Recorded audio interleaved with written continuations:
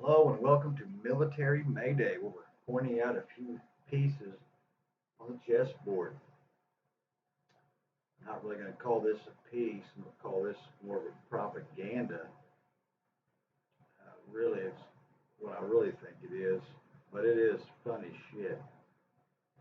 Looks like Russia's got themselves some stick drones and some styrofoam drones. Let me read all about it to you. But first, before I start, go down and smash that like button with your little mouse.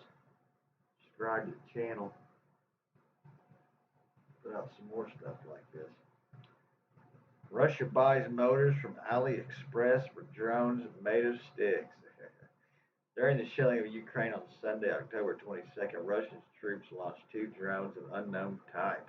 Various sources evidence these drones derive their propulsion systems from purchases from the online marketplace AliExpress.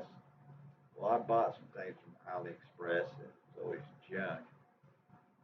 This insight came from Yuriy Ignat, the designed spokesperson of the Ukrainian Armed Forces Air Command. As reported by RBC-Ukraine, Ignat's statements can be traced to an interview conducted on the broadcasting network Ukraine. Ignat laid out his interview. The residual debris upon inspection gives clarity about the enemy's engineering process, notably the propulsion mechanism originated from AliExpress, showcasing the enemy's resourcefulness. Yeah, boy, they could have got from Amazon, had it in a week, and they'd have been a plastic molded drone. It's not a singular event where these aircraft have been constructed using rudimentary items and deployed against our nation. Okay. Nonetheless, drones of such nature pose a significant hazard of Ignat's view. He said, this unmanned aerial vehicle falls under the assault category, packed with several kilograms of explosive content, thus embodying a substantial threat. The deployment of these two UAVs was noted from a northerly direction, a fact that was known. It has been formally confirmed by an Air Force representative that Russia's armed forces are employing unmanned aerial vehicles constructed with wood, drawing similarities with airborne wooden vessels. This assertion initially surfaced in May of 2023. More specifically, the Joint Force Command on May 4th made a statement. It was reported that the servicemen of the armed forces operating in the Sumy region had successfully intercepted an unidentified drone of rudimentary design, presumably utilized for surveying purposes. The claim further implies the integration of civil-grade cameras into the drone design. However, during the initial discovery period, certain design aspects and the equipment compromised within the UAVs remains elusive. Nevertheless, it is imperative to recollect that early conjectures suggested that these airborne wooden vessels are being deployed by Russia to inundate Ukrainian air forces in the border regions. Yeah, I mean, if you had like 10,000 of these fucking things all just lined out with bombs, one or two, man, why don't you just throw a couple grenades or something? A cheap and effective solution in June 23, early specifics regarding the components of these so-called flying shells were revealed. The data suggests that these drones constructed simple materials are an economical and competent strategy for accomplishing a diversified range of tasks. In other words, they're poor, unfunded, and don't have the technology to have really good ones. But they do, and I think that this is just propaganda by Russia. Like, oh, look at our little drones. That's my personal opinion. I think you'll see in another month or two they'll be using something way more sophisticated. Fascinatingly, it was discovered that one of these drones was equipped with a corner reflector.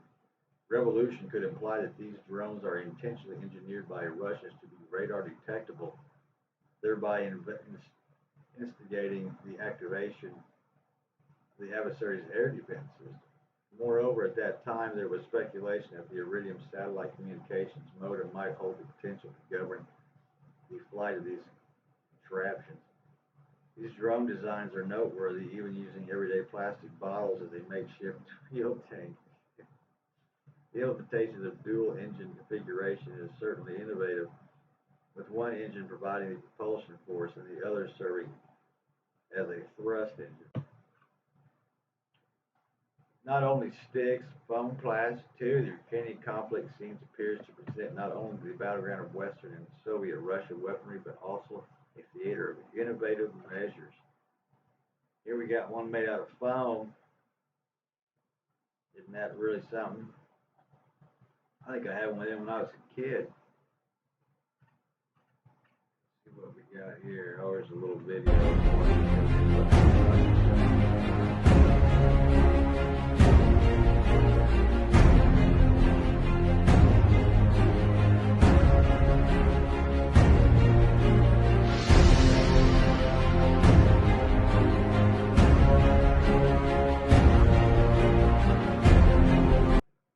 Well, I'll be dang. I mean, it looks like they're going to win the war, guys. The MM-1, equipped with stealth capabilities for electronic war, offers promising prospects of maneuverability in the face of radio electronics obstruction.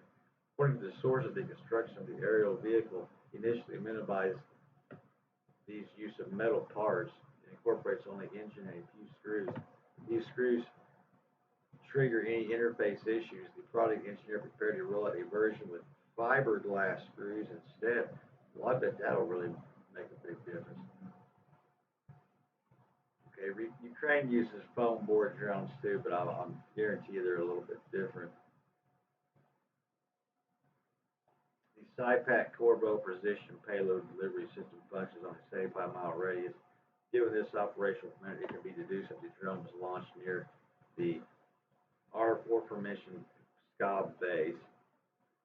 Despite the light weight of 2.0 grams, camera navigated using GPS, the carry a 3-gram payload, a feature made possible by its battery-fueled strength.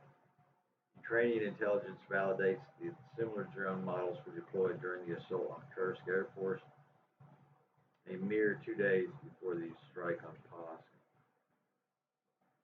During the last hours of the 22nd, Ukraine has besieged the Russian aggressors wielding air-guided UAVs and anti-aircraft missile systems. The vigilant air defense troop managed to neutralize 6 enemy drones, 3 of the Shashed type and 3 known as Lancet. A formidable Russian Kh-59 missile was successfully taken down as well. Of note, the morning of October 22nd saw a significant victory in the Sumter region, whereby the Air Defense Force intercepted and destroyed a hostile missile. Well, guys, it looks to be over. And just look at that thing. Imagine that coming at you with a grenade on it. Yeah, it'd be a little scary, but 1,000 would be way more scarier. Okay, don't forget to hit the like button and subscribe. Got to get off here. I'm going to get to bed. I got to report another 12 tonight. So I'm going to try to put some more out the next couple of days. Anyway, just have to say toodaloo.